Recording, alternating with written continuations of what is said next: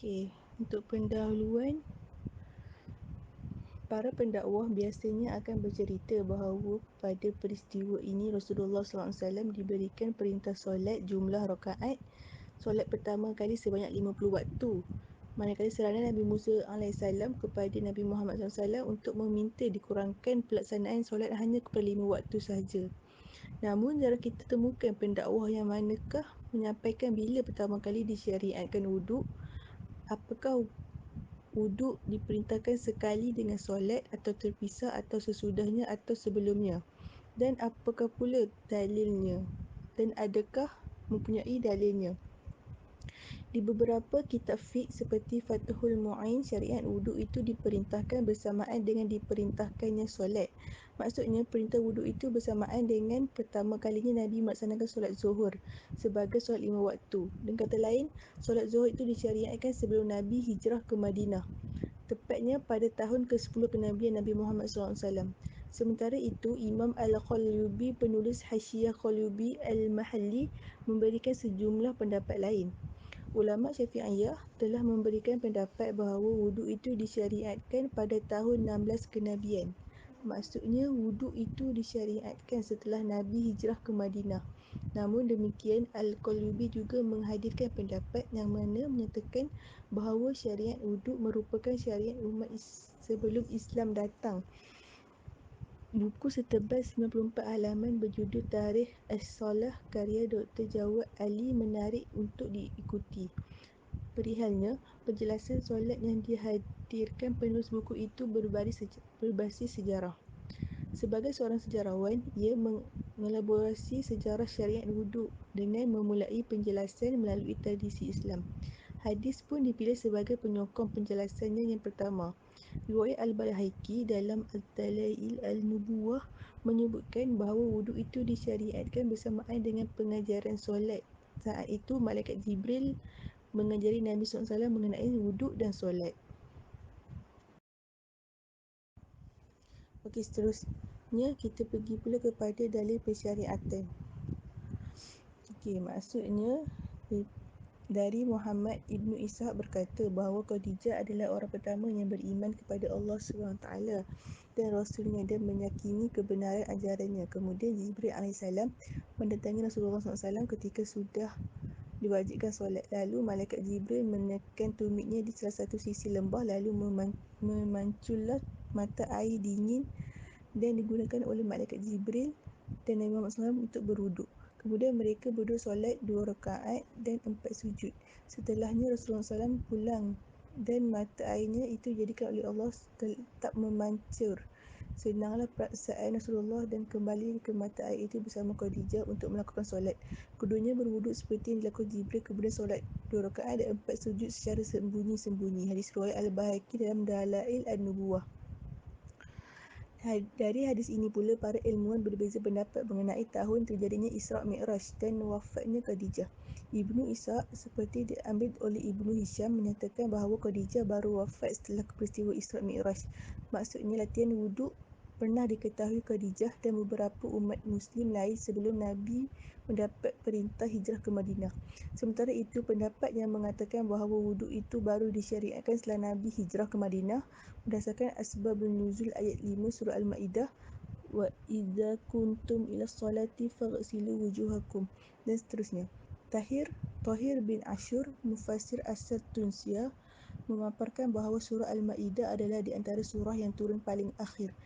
Kerananya ayat ini tidak menunjukkan bahawa wuduk itu baru disyariatkan ketika Nabi sudah hijrah ke Madinah. Tahir bin Ashur menyokong pendapat yang menyatakan bahawa wuduk itu sudah diajarkan bersamaan dengan diajarkannya solat. Maksudnya, pendapat ini menyokong hadis riwayat Al-Baihaqi di atas.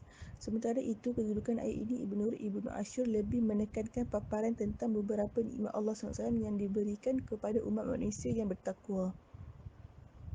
Selain itu, Ibnu Hazim dalam karyanya di bidang sejarah As-Sirah Al-Halbiyah seperti diambil oleh Jawad Ali juga menyatakan bahawa perintah wuduk itu Makkiyun fi al-Fat wa Madaniyun fi al-Tilawah, diwajibkan di Makkah namun diturunkan nas Al-Qurannya di Madinah.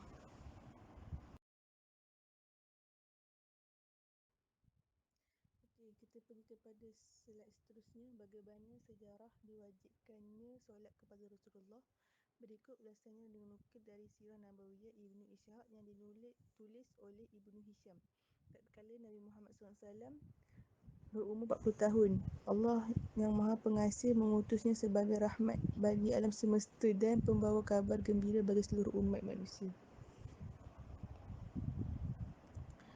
Kemudian turun kepada baginda secara bertahap dan membenarkan sepenuhnya apa yang datang kepada baginda. Dalam mengulang risalah kenabian itu, baginda disokong penuh oleh isteri tercinta Sayyidatina Khadijah binti Khuwailid radhiyallahu anha. Beliaulah wanita pertama yang beriman kepada Allah dan Rasulullah serta membenarkan apa yang baginda bawa daripada Allah.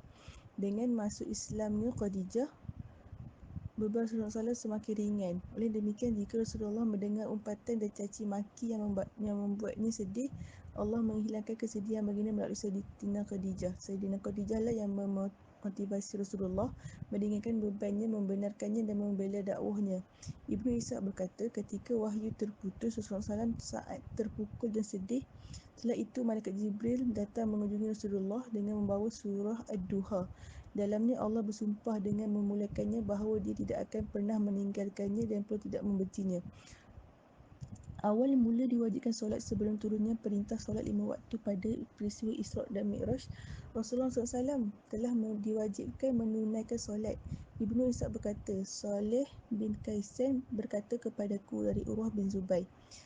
Dari Aisyah radhiyallahu anha berkata, kali pertama solat diwajibkan kepada Rasulullah SAW adalah 2 rakaat. Kemudian Allah menyempurnakannya dengan menjadikan solat itu 4 rakaat bagi orang mukim dan menetapkannya 2 rakaat sejak awalnya bagi seorang musafir. Para ahli sejarah berkata, saat pertama kali solat diwajibkan kepada Rasulullah SAW, Malaikat Jibril mendatangi baginda di atas gunung Mekah. Jibril mengisyaratkan kepada Rasulullah dengan tumiknya di lembah dan dari lembah itulah memancarlah mata air.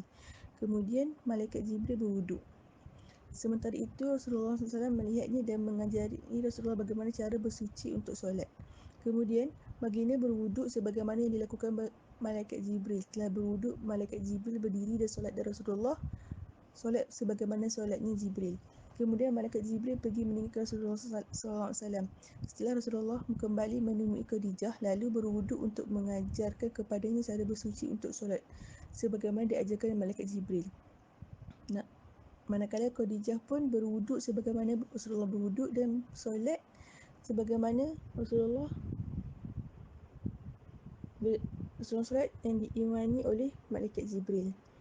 Ibnu Ishaq berkata, Utbah bin Muslim bekas budak Bani Ta'alim bercerita kepadaku dari Nafi' bin Jubair bin Mut'im, sedangkan Nafi' meriwayatkan banyak sekali hadis dari Ibnu Abbas. Ia berkata, ketika solat diletakkan kepada Rasulullah SAW, baginda didatangi Malaikat Jibril. Lalu solat mengimani baginda ketika matahari mula condong ke barat. Kemudian Malaikat Jibril mendirikan solat asar bersamanya saat bayangan suatu benda sama seperti dengan bendanya. Lalu Malaikat Jibril mendirikan solat maghrib ketika matahari telah terbenam. Kemudian Malaikat Jibril mendirikan solat isyak ketika sinar merah setelah terbenamnya matahari telah hilang. Lalu Malaikat Jibril mendirikan solat subuh ketika fajar menyingsing. Esok harinya Malaikat Jibril kembali mendatangi Rasulullah untuk mendirikan solat zuhur, mengimami baginda ketika bayangan sebuah benda persis sama seperti dirinya. Kemudian mendirikan solat asar bersama baginda ketika bayangan seorang 2 kali lebih panjang. Kemudian Malaikat Jibril mendirikan solat maghrib ketika matahari telah terbenam sama sebagaimana yang dilakukan kemarin. Kemudian Malaikat Jibril mendirikan solat isyak bersama baginda setelah sepertiga malam pertama berlalu. Kemudian Malaikat Jibril mendirikan solat subuh mengimani baginda ketika sedikit terang namun matahari belum menyingsing. Setelah itu Malaikat Jibril berkata, wahai Muhammad, waktu solat adalah pertengahan antara solatmu hari ini dan solatmu yang kemarin. Okey, slide yang terakhir.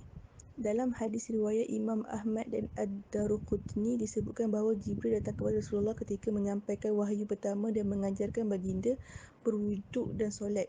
Perintah solat 5 waktu sehari semalam baru diwajibkan kepada umat baginda ketika peristiwa Isra' Mi'raj pada tahun ke-10 kenabian. Awalnya Rasulullah SAW menerima perintah solat 5 waktu sehari semalam, kemudian Allah memberi keringanan menjadi 5 waktu dalam sehari. Wallahu a'lam.